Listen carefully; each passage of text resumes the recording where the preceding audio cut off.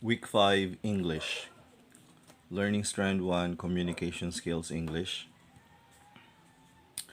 Topic po natin ay modal verbs or helping verbs.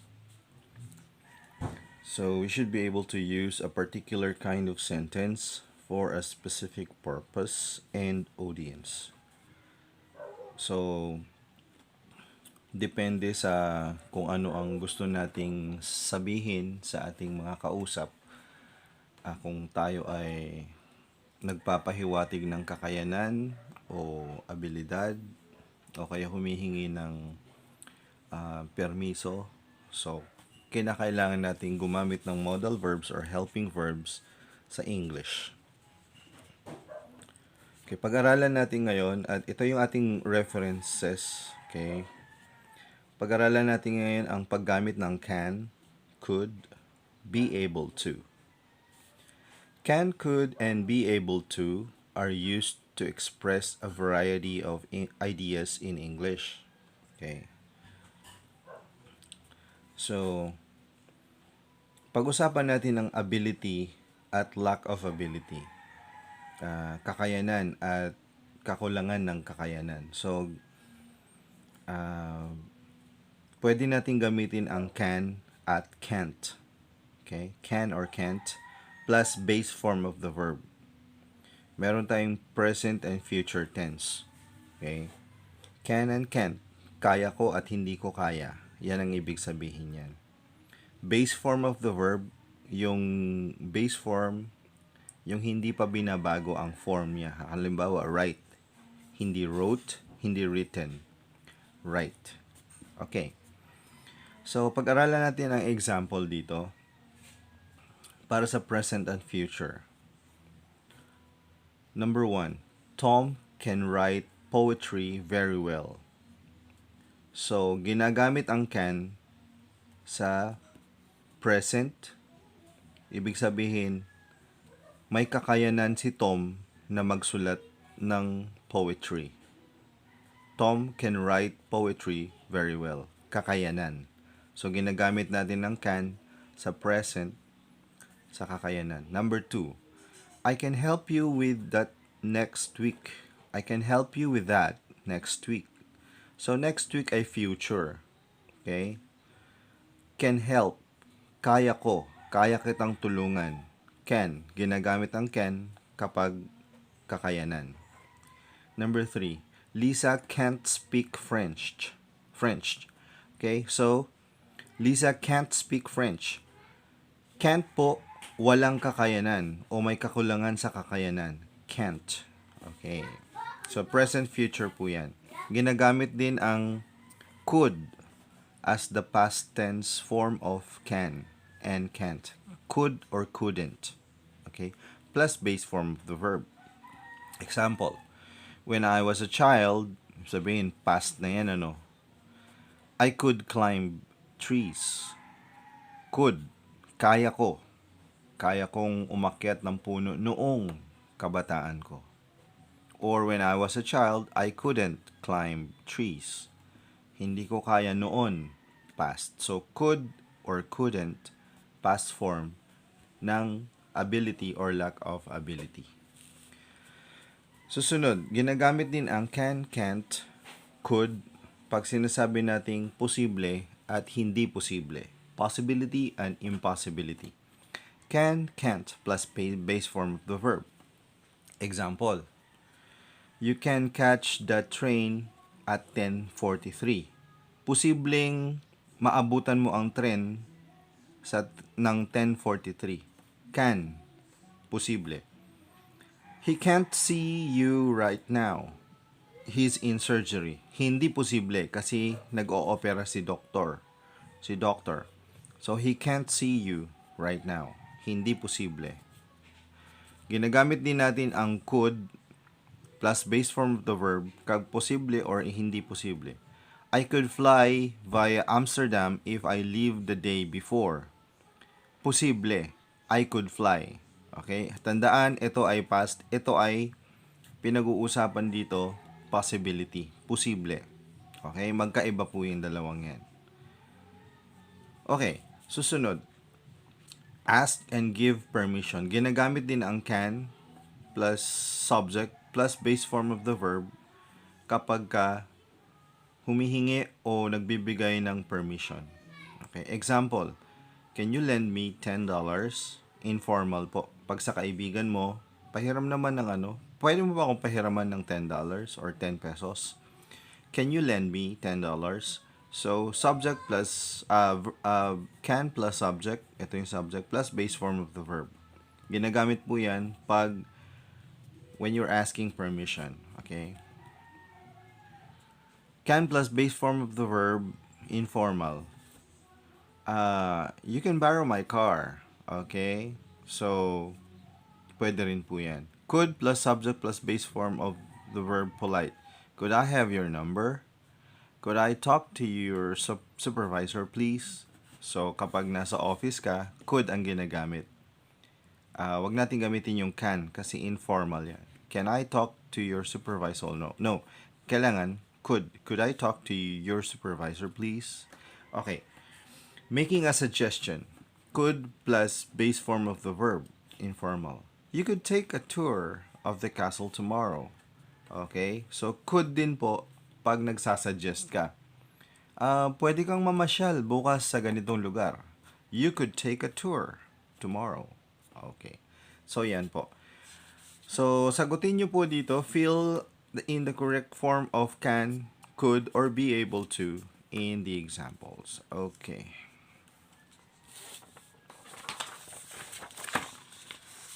May, might. Saan naman ginagamit ang may, might? Formal, permission, formal, prohibition. So, example po. Permission po pag pinapayagan, prohibition pag hindi pinapayagan. May not plus base form of the verb. Example po. Formal. You may start your exam now. Kapag sa classroom, formal po yan, ano? You may start your exam now. Pinapayagan na kayo mag-start ng exam ninyo ngayon na. You may not wear sandals to work. So, formal prohibition, pinagbabawalan. You may not wear sandals to work. Okay. Bawal mag-chinelas. Polite request. Ginagamit din ang may sa polite request. May plus subject plus base form of the verb. May I help you? Okay. Possibility and negative possibility. May, might plus base form of the verb. Posible. Halimbawa, we may go out for dinner tonight. Do you want to join us? Posible. May. Our company might get the order if the client agrees to the price. Might din po pwede. Pareho lang yan. Posible. May not or might not. Negative possibility. Adam and Sue may not buy that house. It's very expensive. So, negative possibility po. Hindi posible. They might not buy a house at all. So, may not or might not. Pag hindi posible, posible, hindi posible. Katulad sa can. Parang ganun. So, to make suggestions where there is no better alternative, kapag ka nagbibigay ka ng suggestion at wala nang ibang choice or wala nang magandang choice. So, may as well or might as well. You may as well come inside. John will be home soon. So, halimbawa, nag-aantay yung kaibigan ni John sa labas ng bahay. Pasok ka na lang, darating na rin siya. So, you may as well come inside. Ganun ang pagkakasabi. We might as well take Friday off. There's no work to be done anyway. So, wala namang gagawin sa Friday. So, mag-day off na lang tayo. So, you might as well take Friday off. Okay? Polite suggestion. Magsasuggestion ka pero in a polite way. Might plus base form of the verb. Example, you might like to try the salmon fillet. It is our special today. So, magsasuggest yung waiter, pwede nyo pong itry ang salmon namin. Salmon fillet. So, you might like to try. Yun. Nagsasuggest ka politely. So, sagutin po ito. You fill the correct form of may and might as in the example. Katulad na nandito. Okay. Tuloy po tayo. Shall, should, ought to. Polite suggestion. Polite suggestion din, parang ganito. Polite suggestion when you are quite sure of a positive answer. Kung sigurado ka na positive answer yung makukuha mo. Shall plus subject plus base form of the verb. Example, shall we go for a walk?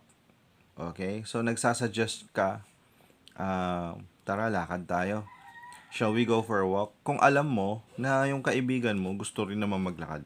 Shall is only used with I or we. So, ang subject mo, we or I lang, dalawa lang. It is used instead of will only if in formal English. Okay. So, polite suggestion. Parang polite suggestion, katulad din. When you are not sure of a positive answer. Kung hindi ka naman sigurado na yes ang sagot ng kausap mo. So, should ang gagamitin mo dyan. Hindi shall, should. Should I call a doctor? Hindi ka sigurado kung gusto niya na tulungan mo siya kung may sakit siya. Kung yes or no yung sagot niya. So, should I call a doctor? Should I call a doctor? Yan. So, next, to give advice about something you think wrong or unacceptable. So, kung inaakala mo na may mali o kaya may hindi ka tanggap-tanggap, wrong spelling lang po yan. Unacceptable po. To give advice. So, magbibigay ka ng payo. Shouldn't plus a base form of the verb. James shouldn't teach him words like those. So, halimbawa, kausap ni James yung bata at yung mga words na ginagamit niya ay hindi naiintindihan ng bata na kausap niya. So, nagbibigay ka ng advice dahil alam mo na mali yung ginagawa ni James. Sasabihin mo, James shouldn't teach him words like that, like those, okay? To give advice, ginagamit din ang should, ought to pag nagbibigay ng advice. You should check that document before you send it out. Kailangan i-check mo muna yung document bago mo siya ibigay. You ought to have your car serviced before winter. So, halimbawa, bago masira yung car, pa-check mo na yan. Ito sasabihin mo. Pwede yung should at ought to. A prediction or expectation that something will happen. So, kung huhulaan mo, no? O nahuhulaan mo na merong mangyayari. So, pwede mong gamitin ang should or shouldn't plus base form of the verb. The proposal should be finished on time. So, should ang gagamitin mo, ang ibig sabihin nito, nahuhulaan mo na kayang-kaya nila yon. Magagaling gumawa ng ang mga estudyanteng yon. So, the proposal should be finished on time. Kayang-kaya nila. I shouldn't be late. The train usually arrives on time. Sigurado ako na hindi ako malilate kasi hindi naman late yung train at andito na ako sa tamang oras. Ganon ang ibig sabihin. So, for your exercise, fill in should, shouldn't, or ought to. Plus 2 ito, no? Kulang. Sorry po. In the following sentences and example. So, dito nyo po gagawin. So, dyan po nagtatapos ang Week 5 English. Week 5 Filipino. Learning Strand 1, Communication Skills Filipino. Pag-aaralan natin, salitang hiram. Nabibigyan kahulugan ang salitang hiram. Ito po ang ating mga references. Ayon sa pag-aaral, 5,000 salitang Kastila ang nahiniram sa Filipino. 3,000 salita sa Malay, 1,000 sa English at daan-daang mga salita rin ang hiram natin sa Inchik, Arabo, San Cristo, Latin, Nipongo, Aleman, Pranses at iba pa. Salitang technical at pang-agham ang una nating hiniram. So, iyan, ganyan kadami ang salitang hiram sa iba't ibang mga sources. Okay? So, mga tuntunin sa paghiram ng salita. Papaano ba ang mga tuntunin sa paghiram ng salita? 1987, alpabeto at patnubay sa spelling. Ang paggamit ng 8 dagdag na letra sa salita at as ekspresyong hinihiram ay nababatay lamang sa mga sumusunod na kondisyon. Kapag pantanging pangalan, syempre dapat hiramin yan. Salitang katutubo mula sa ibang wika sa Pilipinas, kailangang hiramin yan. Salitang hindi consistent ang spelling o malayo sa spelling sa bigkas, hinihiram yan. Salitang pang-agham at teknikal, simbolong pang-agham. So itong lahat ay mga salitang hiram. Galing sa 2001 revision ng alpabeto, gamitin ang kasalukuyang lexicon sa Filipino bilang panumbas sa salitang banyaga. Halimbawa, hiram na salita Filipino. Rule, tuntunin. Ability, kakayahan. Wholesale, pakyawan. West, kanluran. Okay. Kumuha ng mga salita mula sa iba't ibang katutubong wika ng bansa. So, mga katutubong wika ng bansa. Hegemony, gahum, ibig sabihin, paraan ng gobyerno. Imagery, haraya. Muslim, priest, imam. Imam po ito, M. Muslim priest, imam, ang tawag dyan. Husband, bana. Stepson, stepdaughter, manak. Stepmother, manding. Mga salitang hiram yan. Okay. Bigkasin sa orihinal na anyo ang hiniram na salita mula sa Kastila, Ingles at iba pang walang wikang banyaga at saka baybayin sa Filipino. Halimbawa, Kastila, Filipino. Cheque, cheque. Liquid, liquido. Kilatis, kilatis. Ingles, Filipino. English, Filipino. Sa English, centripetal. Centripetal. Okay? Ito pa, sa commercial at commercial. Commercial. Advertising. Advertising. Iba pang wikang Filipino. Coup d'etat. Coup d'etat. French, coup d'etat. Kimono, sa Japanese, kimono. Blitzkrieg. Sa German, blitzkrieg. Okay. Kung nagkamali man ako sa pagbigkas, paki-correct lang po. Wala pong problema. Okay? Gamitin ang mga letrang C, F, N, J, Q, V, X, Z kapag ang salita ay hiniram ng buo ayon sa sumusunod na kondisyon. Okay. Pantanging ngalan. Halimbawa, tao. Quirino, John. Kinagamit ng Q. Lugar, Canada, Valenzuela, Z. Gusali, Cisenia Building, Enye. Sasakyan, Qantas Airlines, Q. Pangyayari, first quarter, El Nino, Enye, Q. Okay, F. So, yan po ay mga ginagamit sa salitang hiram. So, sa bandang likuran po, ay ang inyong exercise. Okay? Hiram na salita. Ayusin ang mga hiram na salita batay sa bagong alpabetong Pilipino. Again po, nanggaling po ito sa ating references na pinakita ko po sa inyo kanina. So, maaari nyo pong i-check sa website. Okay? Sa Google. Pwede rin po. So, ito po ang mga salitang banyaga. At na hiram, salitang hiram, ayusin nyo po sa salitang Filipino sa bagong alpabeto dito po. Halimbawa, cake. Cake din po siya, di ba? Pero gamitin nyo po yung spelling o pagbabaybay ng alpabetong Pilipino. Okay, so dyan po nagtatapos ang Week 5 Filipino. Week 5 Science. Learning Strand 2, Scientific Literacy and Critical Thinking Skills. Ang pag-aaralan natin ay Food Preservation.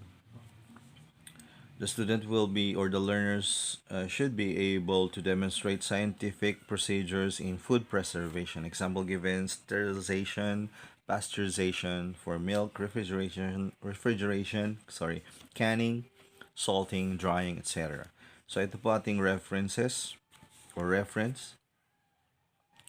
So, saan natin? Food preservation methods and guidance. Food preservation refers to the processes you use to prepare food for safe, long-term storage, whether you plan to use it at home for prep in a commercial kitchen or to sell directly to consumers. So sa food preservation, ito po ay pagpapatagal ng buhay ng mga raw products or kung yan man ay meat o gulay. So, patatagalin natin ang buhay nila sa pamamagitan ng food preservation. Ah, kung ito po ay pwede nyong gamitin sa bahay, pwede nyong gamitin sa commercial kitchen o kaya pwedeng ibenta. Halimbawa, tosino, ganyan. Okay? So, kaya may ref tayo, refrigerators, para po mapatagal ang buhay ng mga gulay at ating mga meat. Okay? So, there are 3 reasons why food preservation is important. Number 1, to minimize pathogenic bacteria. Food is in long-term storage is a serious risk of spoilage due to bacteria such as E. coli, Salmonella, and other pathogens. So, uh, masisira yung ating gulay o pagkain pag hindi natin siya preserve. So, magkakaroon yan ng bacteria. So, number 2, to keep food at its best quality. So, para ma-preserve yung quality, hindi mabulok, ma-deteriorate. So, food deteriorates over time due to spoilage. To save money, waste is costly, both at home and in a commercial setting. So, magastos pag nabulok yung karne o kaya gulay. Okay. So, examples po, may mga pictures po tayo dito. Number 1, common methods for food preservation is chilling. Storing food at a low temperature is the simplest and often safest way to store many types of food, as the food you plan to chill usually requires minimum preparation or it's already done for you. So halimbawa, gulay po, may chiller po sa refrigerator natin. So ilagay sa bandang ibaba dahil kailangan nila konting lamig. By freezing, if stored properly, frozen food can last for months. In fact, because bacteria cannot grow when frozen, food you keep in the freezer can remain safe to eat for almost indefinite periods of time. So, pwede nating i-freeze yung mga meat natin, yung mga manok, baboy, ganyan. Isa pang paraan ng food preservation ay salting. Similar to sugaring, salt draws water out of food and stop bacterial growth. So, pag nilagyan ng asin yung isda, nawawala yung pagkabasa, na nasisipsip ng asin at o kaya sugar, at naiiwasan yung pag-grow ng bacteria. Another one is canning. Keep food canned significantly extends its lifespan, but if only done correctly. Pag tama po ang pagkakakan, nilalagay sa garapon, halimbawa ang atsara. Okay. So another one, sugaring. Preservation food in high sugar environment stops bacterial growth by reducing the food's water content. So nilalagyan ng asukal. So, halimbawa, minatamis na strawberry or strawberry jam. Sugaring ang tawag dyan. Another one is vacuum packaging or vacuum packing.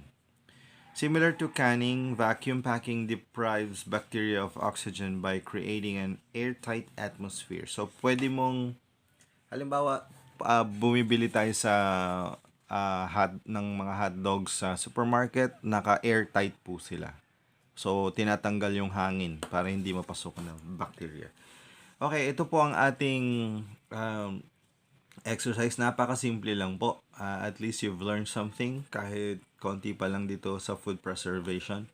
Encircle the letter of the correct answer. Okay, so dyan po nagtatapos ang Week 5 Science. Okay, Week 5 Math. Learning Strand 3, Mathematical problem solving skills. Pag-aralan natin ay percent to fraction. The learner should be able to convert percent to fraction and vice versa.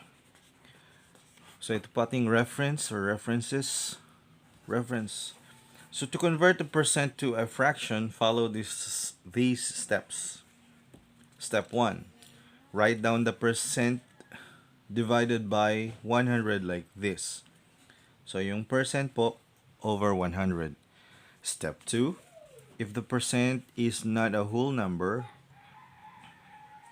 then multiply both top and bottom by 10 for every number after the decimal point. For example, if there is one number after the decimal, then use 10. If there are only two, then use 100, etc. Oh, okay. Step 3, simplify or reduce the fraction. Example, convert 11% to fraction.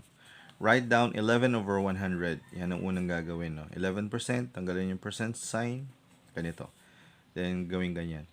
The percent is a whole number, so go straight to step 3. So, hindi siya decimal number. Hindi siya decimal. So, step 3 na tayo. I-simplify na natin. The fraction cannot be simplified further. Kasi, hindi pwedeng i-divide sa kahit anong number ang pareho. So, simplified na siya. The answer is 11% is equals to 11 over 100. Okay. Another example, convert 75% to fraction. Write down 75%, 75 over 100. The percent is a whole number, so go straight to step 3, simplify the fraction. So, 2 steps ito dahil kailangan natin i-simplify pa. Halimbawa, 75 over 100. Ito po siya.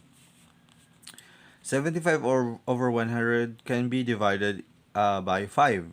Pwede siya sa 5. So, 75 divided by 5 is 15. 100 divided by 5 is 20. Pwede po natin i-simplify and can be divided by 5. So, 15 divided by 5 is 3. 20 divided by 5 is 4. So, simplified answer is 3 over 4 or 3/4. Note 75 over 100 is called a decimal fraction and 3/4 is called a common fraction. Okay. So, sa bandang likuran po, makikita nyo po yung ganito. Example, convert 62.5 percent to a fraction. So, meron tayong decimal and then isang number after the decimal. So, pag isang number after the decimal is times 10, di ba? So, step 1, write down 62.5 over 100. Kopyahin yan over 100. Step 2, multiply both top and bottom by 10 because there is only one digit after the decimal place. So, isang digit lang siya after the decimal point. So, 10 lang. Pag dalawa yan, 100 ito. So, isa lang times 10. So, let's multiply. 62.5 times 10 equals 625. 100 times 10 equals 1,000. So, see how this neatly makes the top of the whole number.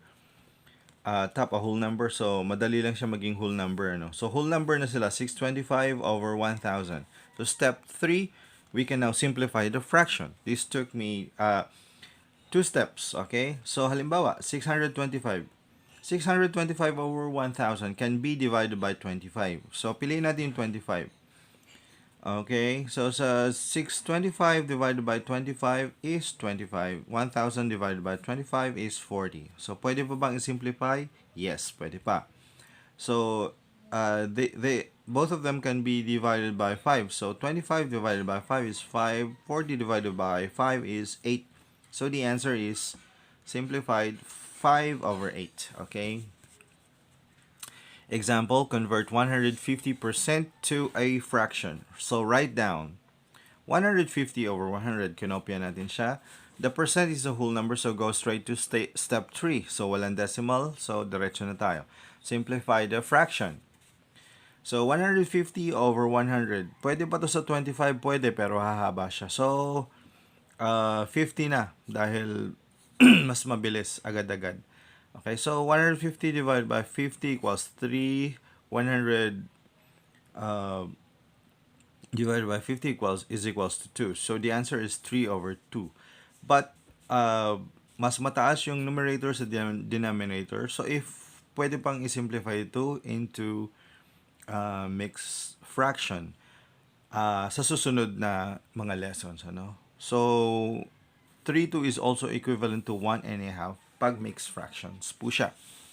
So, dito po ay convert 55% to fraction. Ito po ay palitan natin, hindi siya 55. So, gawin na lang nating 55.5 into percent into fraction. Okay? So, dyan po nagtatapos ang week 5 math. Week 5, life and career skills. Learning strand 4, life and career skills.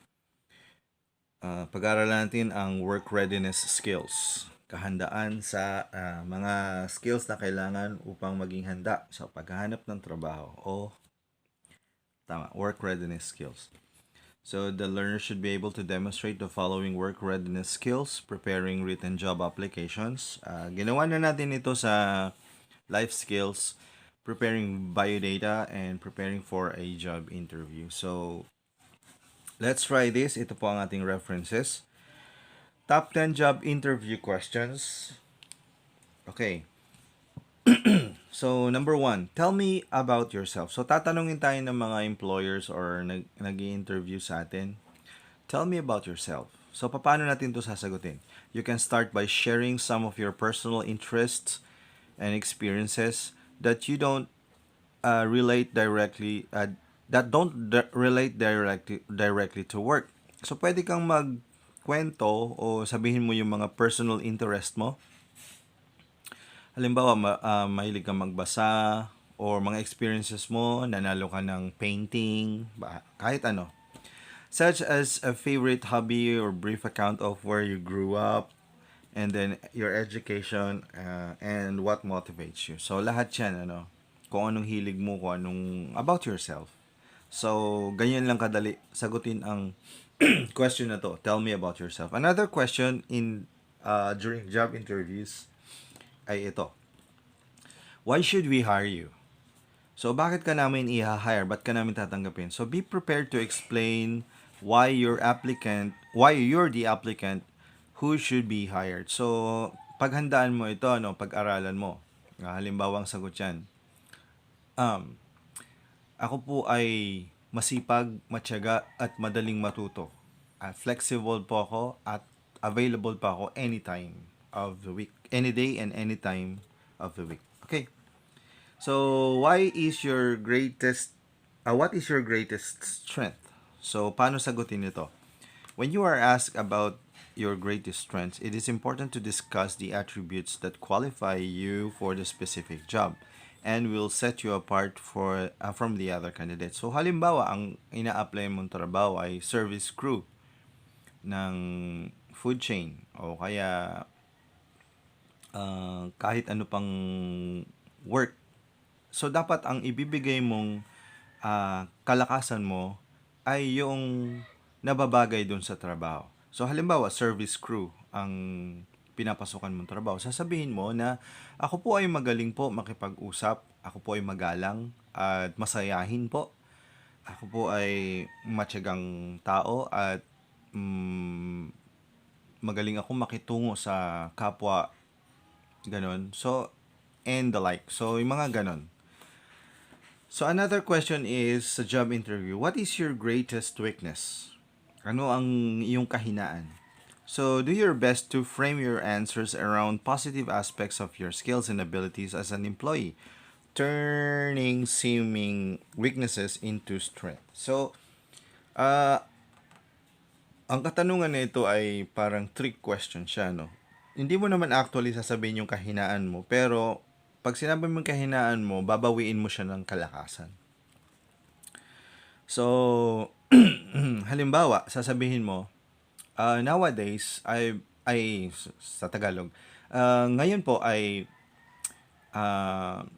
ako po ay nagsisikap na maging maayos sa time management ko. So, ibig sabihin, mahina ka sa time management. Siguro nalilate ka palagi, ganyan.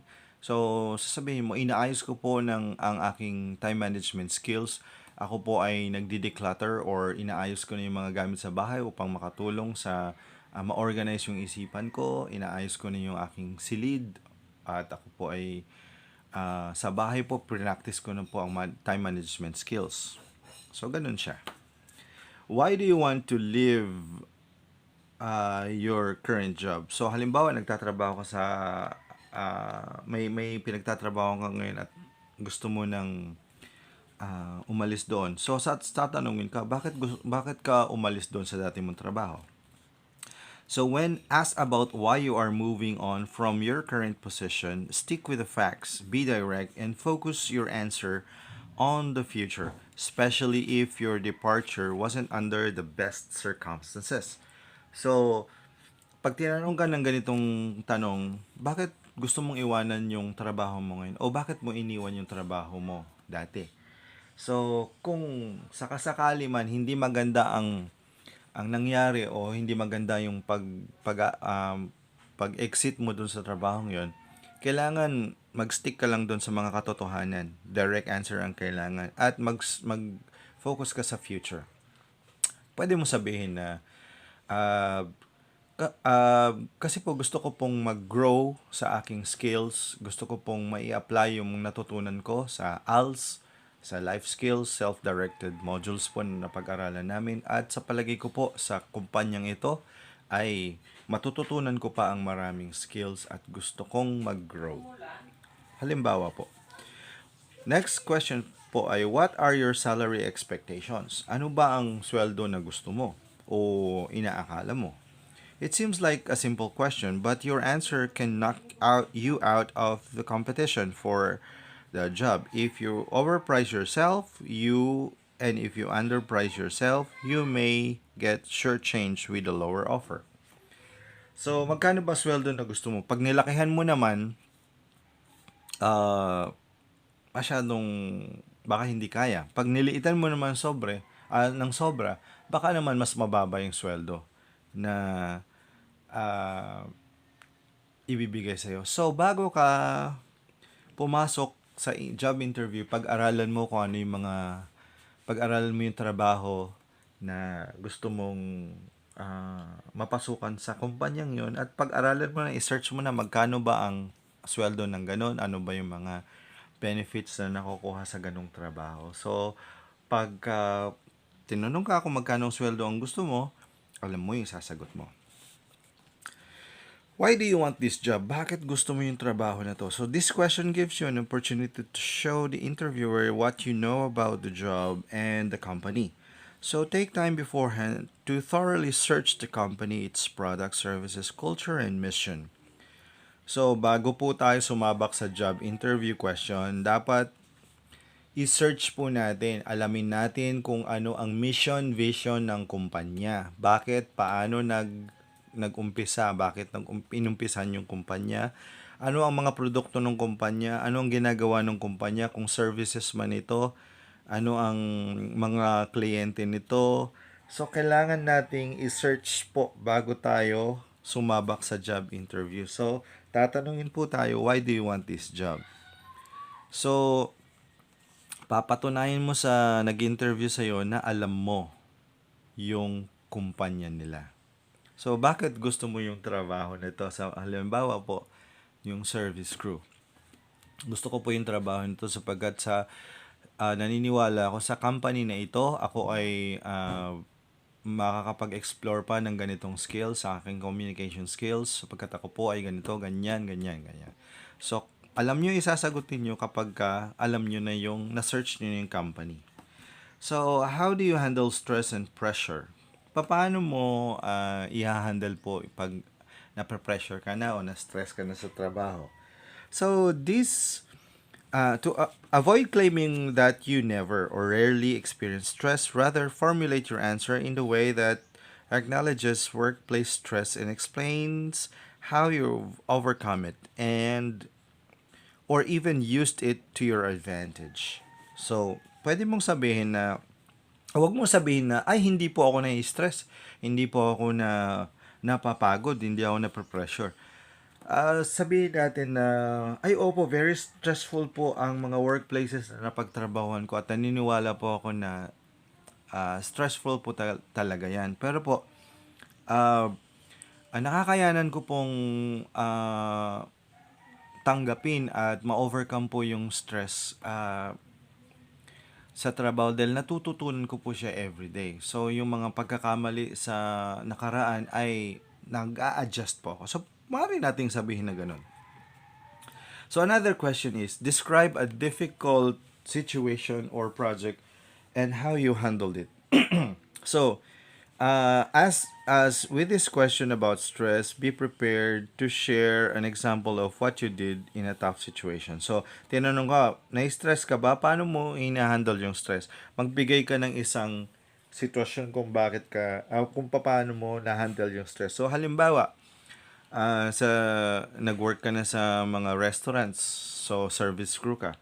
So pag meron pong instances po, sabi mo na maraming pong customers dahil po ah, nag-meeting po yung mga teachers sa DepEd, so napakarami po nilang dumating. So kokonti lang po ang assigned service crew sa time na yon. So ang ginawa po namin ay nag-double nag-double effort po kami at binilisan po namin lahat, inorganize po namin ang aming pagkukuha ng order at pagbibigay ng order, paglilinis ng mga tables and so on. So ganun po.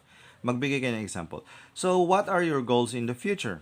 Ano daw ang goal mo sa future? Keep your answer focused on the job and the company and reiterate to the interviewer that the position aligns with your long-time goals. So siguraduhin mo lang na ang goal mo sa future ay katerno o kapareho nun sa ah, trabaho na ina-apply mo. So halimbawa, gusto mong maging service crew ng isang restaurant. So, ang balak mo sa future ay halimbawa magkaroon ng sariling restaurant business, ganun. So, pwede mo sabihin, ang pangarap ko po ay magkaroon din ng sariling restaurant business na maliit na kaya kong i-handle sa future. So, kaya po ako gustong pumasok sa company ninyo ay gusto ko pong ma-improve ang skills ko sa communication, sa service, at so on. So, ganun po. Dapat katerno po siya sa goals mo sa future. So, para po sa atin pong exercise, write your answer on the space provided. Base your answer on from the given job interview tips above. So, tell me about yourself. Tagalog po, pwede po dito. Sagutin niyo po, sorry po. Sagutin niyo po ang mga interview questions dito sa sarili niyo pong kaparaanan. Kahit Tagalog po o Filipino ang gamitin niyo po dito, okay lang po 'yan. So, inexplain ko na po dito ang mga possible job interview questions. Okay. So, sa bandang likuran po, fill out nyo din po itong biodata na binigay ko po dito. Actually po, ito pong biodata na to ay katulad po sa biodata na nasa ALS Life Skill Self-Directed Module. So, yan po. Tapusin nyo lang po yan. At dito po nagtatapos ang Life and Career Skills Week 5. Week 5, Understanding the Self and Society. Learning Strand 5, Understanding the Self and Society. Pag-aralan po natin ang effects of changing world on the roles of family members. The learner should be able to manage the effects of urbanization, cultural change, changing economic conditions, science and technology, and the roles and relationship of family members. So, naapektuhan ang ating pamilya base sa mga pagbabago ng mundo. So, marami tayong mga sitwasyon sa kasalukuyan na kung saan nagkakahiwa-hiwalay ang family members at medyo may adjustment, napupunta sa Manila yung iba dahil sa trabaho, napupunta sa ibang bansa dahil sa trabaho, at nahihirapan dahil ang mga magulang na pag-aralin yung mga anak dahil ngayon kailangan na ng makabagong teknolohiya. So, naaapektuhan ang roles ng family members sa pagbabago ng ating mundo. So, pag-aralan natin ngayon kung ano-ano ang mga pagbabago sa mundo at papaano nakakaapekto ito sa mga family members natin. Okay. So, unang pagbabago sa mundo ay ang urbanization. Ano ba ang urbanization? Urbanization refers to the population shift from rural areas to urban areas. The decrease in the proportion of people living in rural areas and the ways which each society adapt to this change. So according to this reference. So, urbanization po, kung mapapansin nyo sa picture, sa Manila po, mas dumadami po ang illegal settlers po o dating tawag natin squatters. Dahil po, galing sa probinsya, gusto nilang maghanap ng trabaho, siksikan sila sa Manila, at mahal ang upa o maghanap ng matitirhan sa Manila. Kaya, ang nangyayari, nagkakaroon po ng mga illegal settlers kahit sa mga estero na po. So, ganyan po ang effect ng urbanization po sa ating family. Okay? So, kaya maraming mga families po nandyan sa area na ganito sa Kamaynilan at sa mga big cities. Number 2, cultural change. Cultural change is a term used in public policy making that emphasizes the influence of cultural capital on individual and community behavior. So, cultural change po, ang pagbabago sa ating kultura. Malaki ang pagbabago sa ating kultura. Kung noon po sa pamilya, ang mga bata ay pag sinabi ng magulang pinaswitan o kaya sumipol o kaya sumigaw, uwi o kaya sumipol lang, ang mga bata uwi agad, takbuhan. Mga bata nasa labas naglalaro, ay pagkaibigan. So, dahil may pagbabago rin sa kultura ngayong makabago, lalo na may teknolohiya na, kakaiba na rin po yung itsura ng ating family ngayon. So, isang example lang po rin ng culture change at marami pang iba. Okay?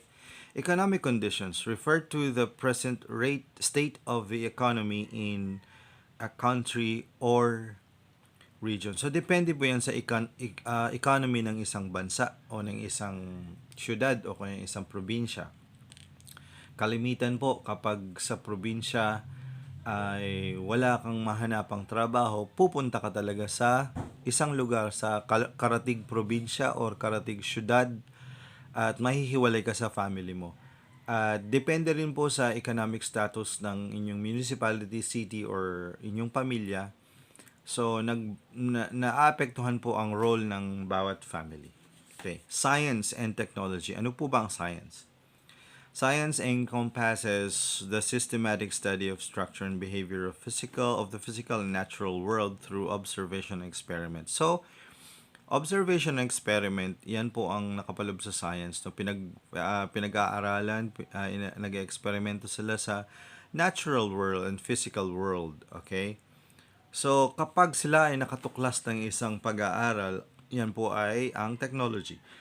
Technology is the application of scientific knowledge for practical purposes. So, technology na po, pag nakapagtuklas po sila ng isang bagay na makakapagpabilis, makakapagpabuti sa sitwasyon, ay yan po ay technology na. So, paano nakakapekto sa ating family roles?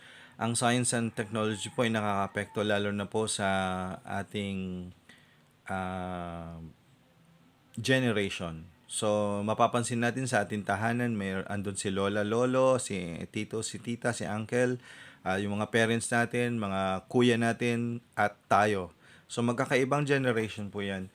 So, iba-iba po ang science and technology na nakagisnan nila. So, mapapansin niyo may generation gap po yan. So, nakaka-apekto po yan. Sa ngayon, ang mga kids ngayon ay tutok na sa cellphones nila. Samantalang mga nakakatanda ay nag-gardening. So, ganyan po ang epekto sa ating family. Okay. So,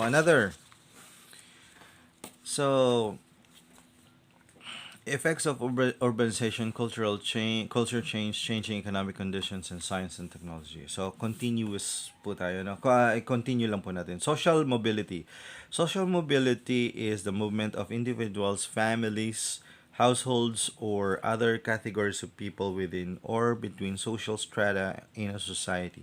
It is a change in social status relative to one's current social location within a given society. So, ito po yung reference natin. Social mobility po, hindi po sabay-sabay ang pag-angat natin sa buhay. Meron pong yumayaman, merong mabilis na yumaman, merong nananatiling mahirap, merong naghihirap. So, dahil po sa social mobility po at pag-asenso sa buhay, ay nakakaapekto po yun sa roles or sa family members po, sa ating pamilya. Okay. So, solo parenting. Solo parenting po, a person who is bringing up a child or children on their own. So, marami pong solo parents po ngayon, ano. So, sila lang po mag-isa ang papalaki sa kanilang mga anak. Ito po ay nakakapagdulot din po ng problem po sa family members. Overseas migration of parents from the Philippines has resulted in increasing numbers of long-term separations of parents from each other and from their children. So halimbawa po, may opportunity na pumunta sa ibang bansa, halimbawa sa Canada, sa New Zealand. So mauuna muna si parents. So, mahihiwalay yung mga kabataan. So, yan po, malaki pong problema dyan sa family po. Nakaka-apekto po yan. Okay. So, another one po is women's economic empowerment. Refers to the ability for women to enjoy their right to control and benefit from the resources, assets, income, and their own time, as well as the ability to manage risk and improve their economic status and well-being. So, ngayon po ay nakakaapekto rin po ang change po sa ating mundo po dahil ang mga kababaihan po ay nagiging boss po karaniwan ngayon. Kahit sa ibang bansa, sa Pilipinas, marami na pong mga kababaihan ang mga nagiging boss na po. Okay? So, women empowerment, ano ang epekto nito sa family? So, nagkakaproblema po yan sa relationship. Siguro, hindi naman sa lahat, ng father and mother relationship. Siyempre, mas mataas ang position ni mother or ni wife sa husband. So, may conflict po yan. Hindi naman sa lahat, sa iba lang. Okay. So, technology can have a large impact on users' mental and physical health. Being overly connected can cause psychological issues such as distraction, narcissism, expectation of instant gratification, and even depression. So, sa ating technology ngayon, lalong-lalo na sa mga kids, kung gumagamit na sila ng cellphones ngayon, mabilis, lahat mabilis. So, gusto nila agad-agad. Merong mga bagay-bagay po sa mundo na hindi nakukuha agad-agad katulad ng pera. Ang pera ay nakukuha pag nagtatrabaho ang isang tao. Ang mga kabataan ngayon, kapag gusto nila ng bagong gadgets, agad-agad gusto nila sapagkat nasanay sila sa mabilis technology. Isang example lang po yan, ano, at marami pang ibang example. So, sa ating pong exercise ay write an essay, make at least 5 sentences, relate to one of the effects of urbanization, cultural change, economic conditions, science and technology from the table above. You can choose one topic from social mobility, solo parenting, women empowerment, science and technology. So, yan po. So, pwede po nating ikwento dito, no? Kahit Tagalog po, pwede po yan. Ikwento nyo po alin dito ang nagiging problema sa family po ninyo. Baka meron po, ano. So, yun po, dyan po nagtatapos ang Understanding the Self and Society Week 5. Week 5, Digital Literacy. Learning Strand 6, Digital Literacy. Pag-aralan po natin ng other computer peripherals or other parts ng computer. Okay?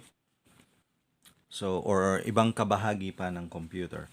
So, explain the procedure of operating other computer peripherals. Okay, ito po ating reference. So, other computer peripherals. Ang mga kinakailangang mga bagay-bagay upang magamit natin ating computer. So, meron tayong tatlong side. Human side, hardware, software. Siyempre, hindi gagana yung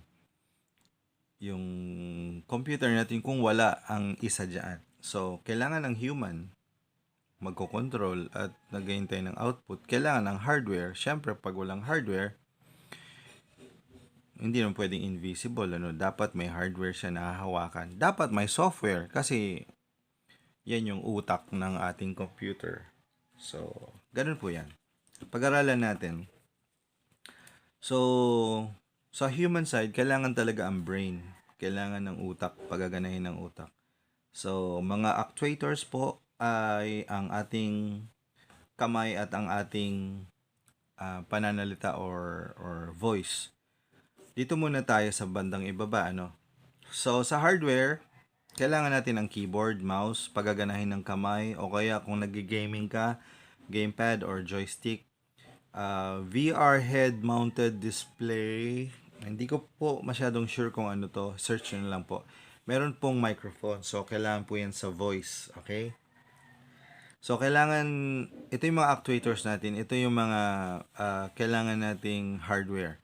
So, pag ginamit natin yung hardware, ang tawag po dyan ay input. So, pag nag-input po tayo, ay kailangan po dyan, ang isang example po ay ang Linux kernel. Ito po ay OS, operating system. Okay? Pero marami na pong operating system ngayon. So, papasok yan sa operating system, isang example ng software. Tapos may middleware po, siya po yung mag-i-interpret, mag-o-open, mag-save, mag-notify. So, lahat po, maraming ginagawa itong mga middleware po. Ito po ay klase ng software at hindi ko na po elaborate po muna. Explain ko lang po kung paano gumagana ang other computer peripherals. So, ulitin ko po, sa human side, gagamit ng computer hardware and then papasok po sa software. And then, yung input loop po, magproduce po siya ng graphic or audio. And then, lalabas po yan. Sa output na po tayo. Makikita nyo po yan sa hardware. Siyempre po, sa CPU. And then, makikita nyo po yung display sa ating monitor o kaya sa VR head-mounted display. O kaya kung nakikinig ka dito sa inyong music pad or gamepad. So, ang gagamitin nyo po dito dahil output na po siya, yung mata ninyo, yung pakinig ninyo at inyong hand at brain. Okay, so ganyan po ang ikot ng other computer peripherals. A peripheral is a device that is used to put information into or get information out of the computer. So, yan po. And explain now. There are 3 different types of peripherals. Okay. So, ano yung mga tatlong uri? Input, output, and then storage. Input, used to interact with or send data to the computer. So, halimbawa, mouse, keyboards, etc. Siyempre, magta-type ka muna, tapos, lilitaw naman sa computer mo yung output, which provides output to the user from the computer. So, makikita mo na yung tinype mo sa hardware din, sa monitor, sa printer. Ano naman yung storage? Storage which stores data processed by the computer, like hard drives, flash drives. So, may hardware din yan, pero sa software, makikita mo rin yan, yung storage, magsisave ka. So, input, output, storage devices, and then input, output. So, ano po yung input? Ito yung mga peripherals po ng input. So, keyboard, computer mouse, graphic tablet, touchscreen, barcode reader, image scanner, microphone, webcam, game controller, light pen, scanner, digital camera are examples. Sa output naman, makikita mo sa computer display, printer, projector, speaker. Storage devices like floppy disk drive, flash drive, disk drive, CD and DVD drive, smartphone, tablets, computer storage interface. Sa input or output naman, may modem, network interface, and controller and IC. So, konting ano lang po, alam ko mahirap po yung digital literacy na topic po natin. So, just encircle the letter of the correct answer. And then you will be given more exercises kapag sa ating mga monthly or monthly test po natin. So, dyan po nagtatapos ang digital literacy at week 5. Okay?